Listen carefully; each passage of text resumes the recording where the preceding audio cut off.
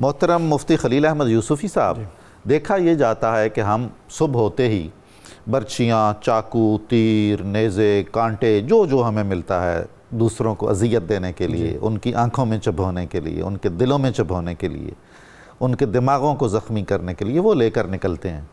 تو وہ اسلامی معاشرتی احکام کہاں چلے گئے ہیں؟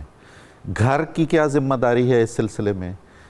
منبر اور محراب پر کیا عائد ہوتا ہے ذمہ داری کے تحت میں؟ اور سب سے اہم یہ جو جدید ذرائع ہیں جن میں میڈیا سر فہرست ہے اور سوشل میڈیا، اس کے کیا آداب ہیں کہ ہم اس طرح کانٹوں سے بچ سکیں؟ ڈاکٹر صاحب قبلہ، گزارش یہ ہے کہ آداب مجلس اور معاشرتی جو آداب ہیں اس کی بنیاد گھر سے شروع ہوتی ہے۔ بے شک۔ میں اپنی زندگی کا تجربہ بتاتا ہوں۔ جب میرے والد گرامی کا وصال ہوا تو میری 38 سال عمر تھی۔ ان 38 سالوں میں کبھی بڑوں کی مجلس میں ہمیں بولنے کی جرت نہیں ہوئی تھی۔ اللہ اللہ۔ کیوں؟ یہ ہمارے بڑوں نے کبھی جرت دی نہیں تھی۔ ادب سکھایا تھا کہ بڑوں کی مسجد میں بیٹھ کے صرف سننا ہے۔ اور صحابہ کرام رضوان اللہ تعالیٰ علیہ مجمعین کی بھی یہی تعلیم و تربیت ہے کہ جو عمروں میں کم ہوتے تھے صحابہ کرام، وہ بڑوں کا ادب کرتے تھے۔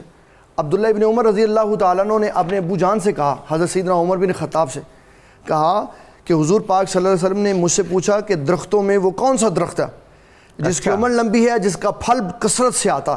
کہا مجھے پتا تھا لیکن میں نے بڑوں کا حیا کیا۔ سبحان اللہ، سبحان۔ بڑوں کے حیا کی وجہ سے۔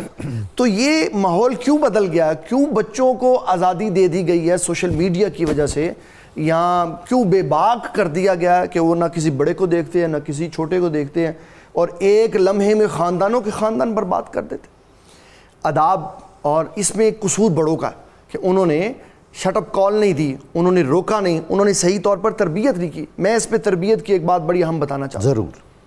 ہم یہ سمجھتے ہیں کہ جب بچہ بڑا ہو جائے گا نا پھر سمجھا دیں گے، حالانکہ یہ بالکل غلط اصول ہے۔ حدیث پاک کی روح سے نبی صلی اللہ علیہ وسلم نے فرمایا بچے کو بچپن میں سمجھانا ہے۔ بے شک و شبہ۔ اس کی مثال ہے، حضور پاک صلی اللہ علیہ وسلم تشریف فرما تھے تو سیدنا امام حسن رضی اللہ تعالی عنہ آپ صلی اللہ علیہ وسلم کی بارگاہ میں حاضر ہوئے تو ایک کھجوروں کا ڈھیر پڑا ہوا تھا جو کھجوریں صدقے کی تھی۔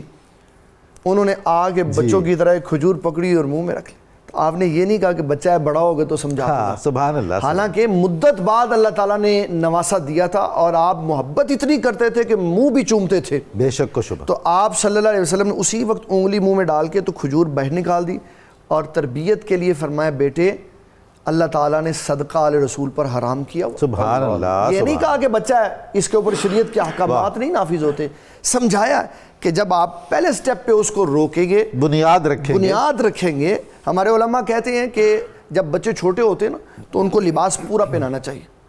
یہ وہ بچے ہیں جنہوں نے کل کو بڑے ہونا ہے۔ تو جب بیٹیاں ہاف بازو پہنیں گی یا سلیو لیس پہنیں گی نا تو پھر جب وہ بڑی ہوں گی تو پھر وہ لباس ایسا ہی پہنیں گی، کیونکہ بچپن میں جو ان کی تربیت کرنی تھی وہ نہیں کی، ان کو سمجھایا نہیں کہ اتنی لباس میں حد بندی ہے۔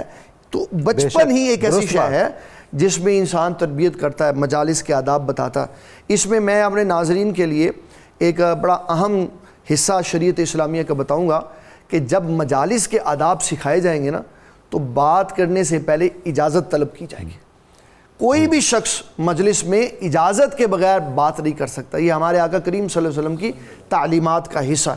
اور پھر حضرت سیدنا جبرائیل علیہ السلام کا معمول بتایا کہ آپ صلی اللہ علیہ وسلم کی جب بارگاہ میں آئے نا تو با ادب ہو کر بیٹھے، بڑوں کی مجلس کے ادب بھی بتائے، ان کے اصول اور ضابطے بھی بتائے۔ اور اس کا نقصان یہ ہے کہ جب آپ بچوں کی تربیت نہیں کریں گے تو بچے بے باک ہو جائیں گے اور خاندان ٹوٹ جائیں گے، جس طرح آج ہم اپنی صورت میں